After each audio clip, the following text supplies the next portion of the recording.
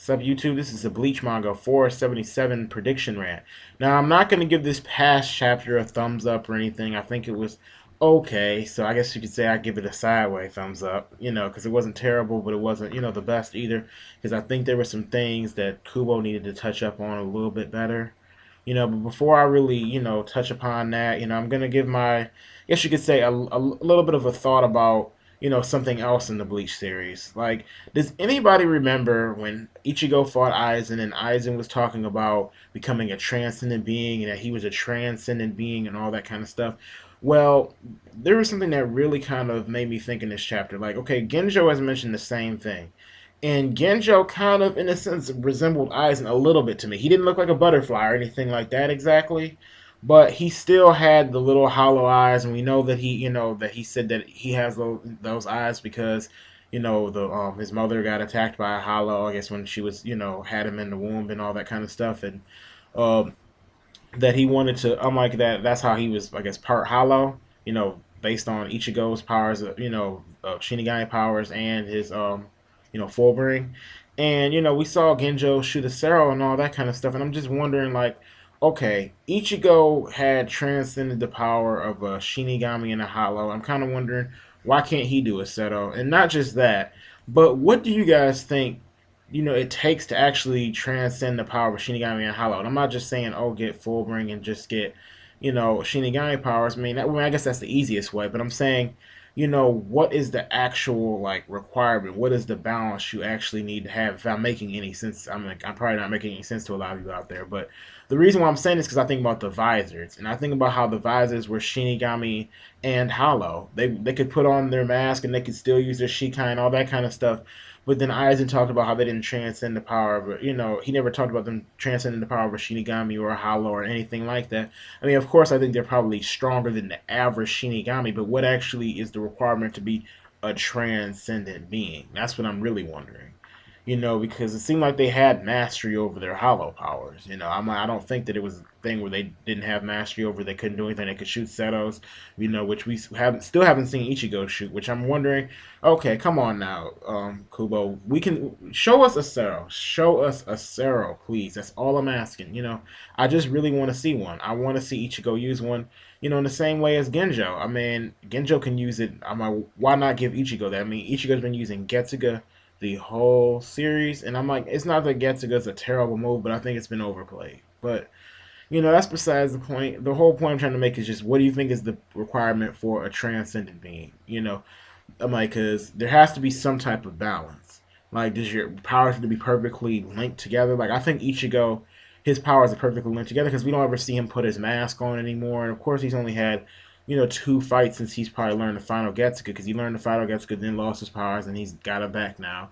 And I'm pretty sure he can still use the final Getsuga.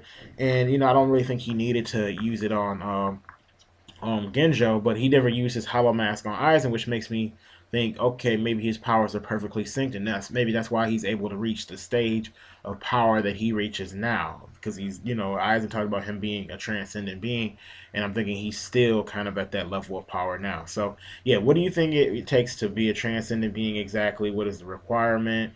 Ichigo has full bring. He has hollow powers, Shinigami powers, or at least he's going to get his full bring back probably. So I wonder if he's maybe going to reach a higher level, or what's really going to go down now. But back to the whole chapter, the prediction rant. As for next chapter, like I'm pretty sure, I am pretty sure that Genjo is probably going to fall down. I know it was a quick, pretty quick fight, but I'm thinking that he may go out with maybe one final move, and then after he does his little final move, he's probably, gonna start to fall to the ground or something, and we'll probably get a little flashback of what, really went down, maybe a quick flashback. Probably not everything.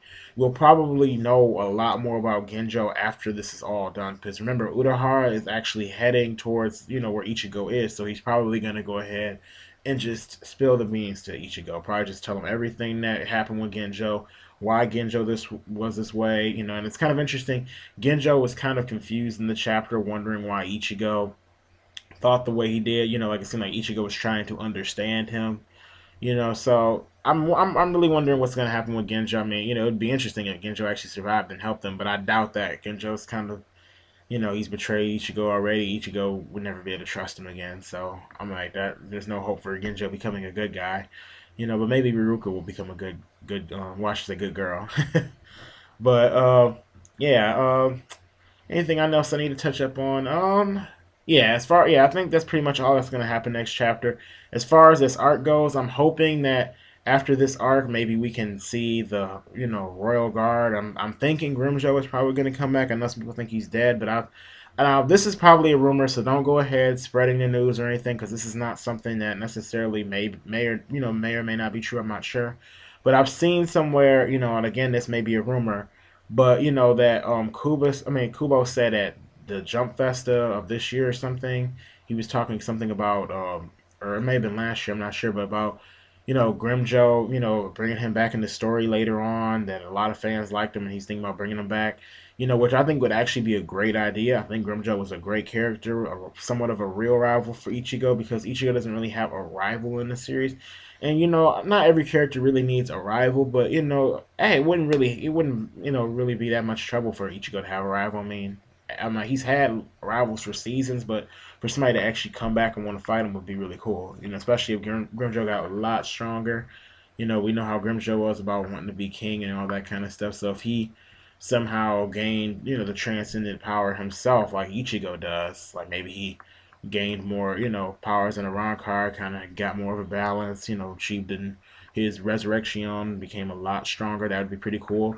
But I've also heard one other rumor, and I'm hoping this is not true, but that Kubo was gonna do another 10 years of Bleach. Now, I may be late on this. I'm like, so if you can let me know if I'm late on this, or if maybe this is just untrue, or you just don't believe it. That's fine, because I don't really know.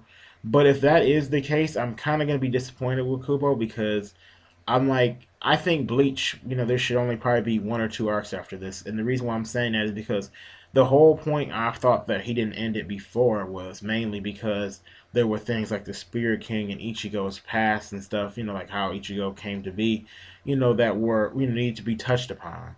And especially the Royal Guard, because I'm like, that was Aizen's goal. You just don't end a series without I guess you could say, the main villain achieving their goal in some type of way. And what I mean by achieving their goal is like, you at least see them manifest their plans, whether or not they, actually are successful in defeating everybody. Of course, that most likely will not happen. But that's, basically my thoughts. I'm just hoping that he does not do that.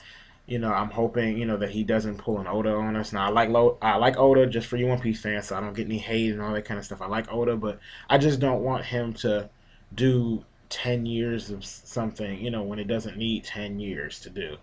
But that's my personal opinion. Just let me know what you guys think. So please rate, comment, subscribe. Yeah, share your thoughts. And yeah, don't forget to subscribe. So anyway, see you guys later, and God bless.